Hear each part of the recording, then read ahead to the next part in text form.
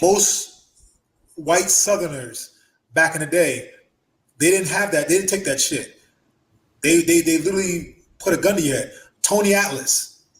But all the fun and games people have about Tony Atlas, stuttering and being stupid. Tony Atlas told me a story that made me want to cry.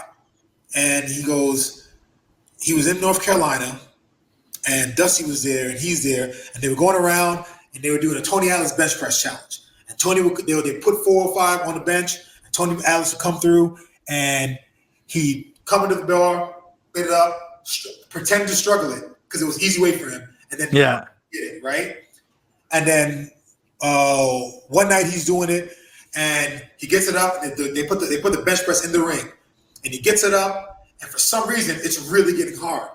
And he looks over, and Dusty's just jumping up and down. They're like, "Come on, Daddy, come on!" And so he's like, "Dusty, stop jumping!"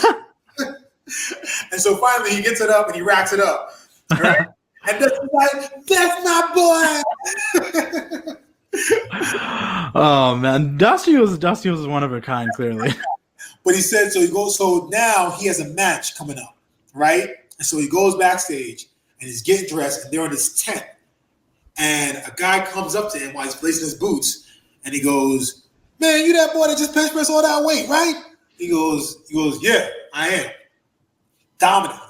And he goes back to put on his boots. He goes, "You got a match coming up, don't you?"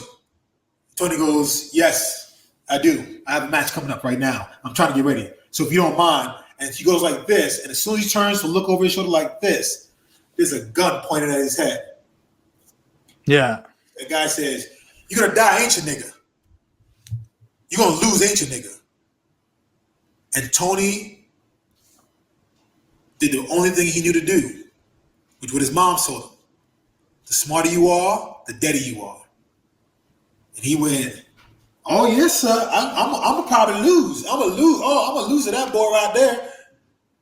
And he dumbed down himself. And he took that moment and he stretched it out throughout his life in moments where he knew he wasn't allowed to be Tony Atlas. He wasn't allowed to be this epic man. Okay, you look at Tony Atlas in high school, he was 250, 260, 22-inch arms.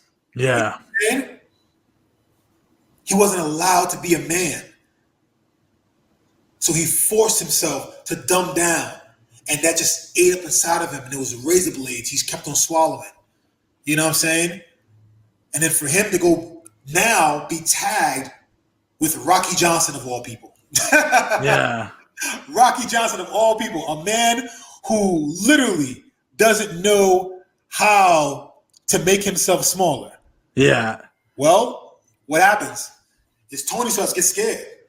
Yeah. Rocky won't let himself be dumbed down. Rocky ain't having that shit.